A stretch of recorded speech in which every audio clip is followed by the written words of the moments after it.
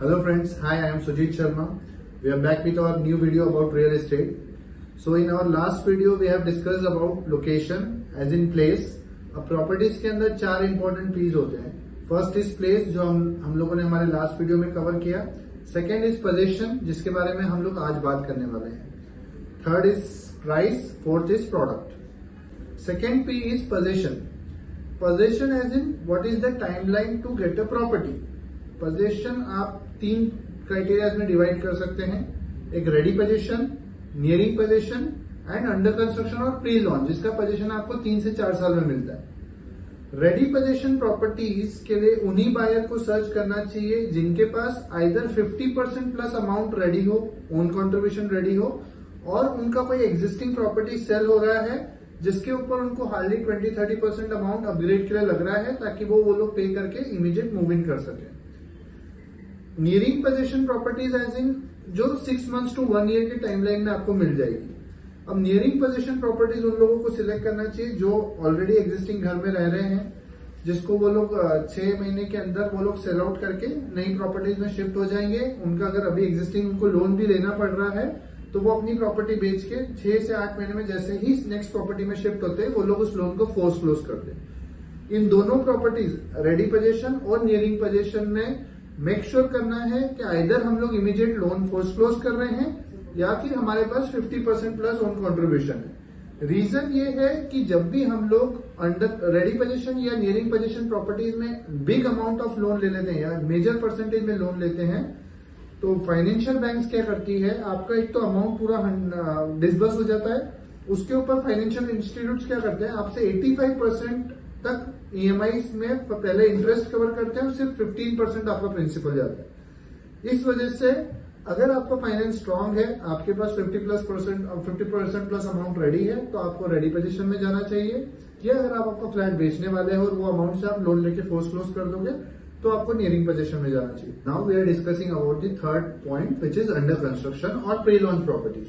Under construction और pre launch properties में आपको काफी सारे बेनिफिट्स हो जाते हैं. सबसे primary benefit is price benefit. जो आपको मार्केट में रेडी पोजीशन या नियरिंग पोजीशन का जो प्रोडक्ट प्राइस हाइक है वो नहीं देना पड़ता है. आपको प्री लॉन्च ऑफर्स मिल जाते हैं जहां पे आप अच्छे रेट पे प्रॉपर्टी बुक कर सकते हो.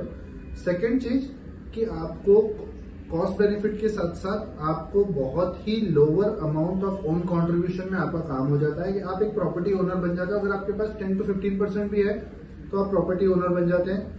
आपका stamp duty registration plus own contribution चला जाता है. बचा हुआ जो भी अमाउंट बैंक डिसबर्स कर रहा है उसके ऊपर आपको ग्रेजुअली जितना जितना अमाउंट डिसबर्समेंट आ रहा है बैंक की तरफ से उसके ऊपर प्री ईएमआई देना है.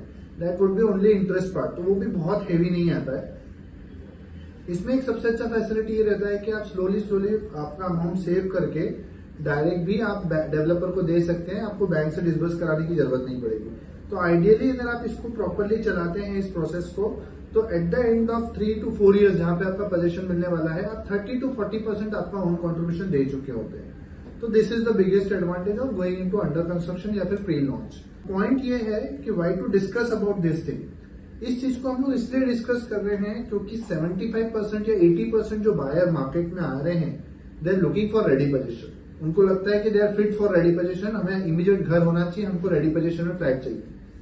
वो लोग 6 months 8 months घूमते हैं, मार्केट सर्वे करते हैं, एनालाइज करते हैं, सीखते हैं कि नहीं यार बॉस रेडी पोजीशन प्रॉपर्टी हमारे लिए सही नहीं है, हम लोगों को अंडर कंस्ट्रक्शन में जाना चाहिए. या हम लोग पहले नियरिंग देखते फिर हम लोग अंडर कंस्ट्रक्शन के बारे में सोचेंगे. देन वो लोग अंडर कंस्ट्रक्शन की तरफ शिफ्ट होते हैं. बट उन 8 महीनों में उनका बहुत सारा लॉस होता है. एक तो कॉस्ट का लॉस होता है, अपॉर्चुनिटी का लॉस होता है, यूनिट सिलेक्शन का लॉस होता है, काफी सारी चीजों का लॉस होता है.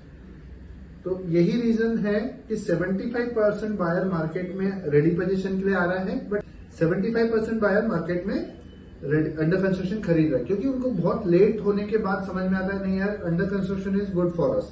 सो we are making this video ताकि आप समझें कि अगर किस फाइनेंशियल क्राइटेरिया में आप फिट हो रहे हैं जहां से आप अपना फाइनेंशियल देखें और उसके हिसाब से डिसीजन बनाए कि मुझे अंडर कंस्ट्रक्शन लेना है, रेडी पोजीशन लेना है या नियरिंग पोजीशन लेना है.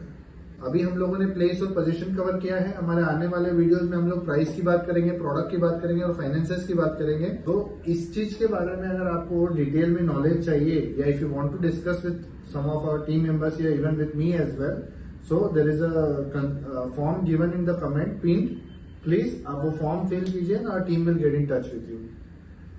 अगेन फ्यूचर के लिए हम लोग ऐसे इंफॉर्मेटिव वीडियोस बनाते रहेंगे, so please like, subscribe and press the bell icon, and we are there for you. We will help you out in getting all the minute details of real estate. Thank you.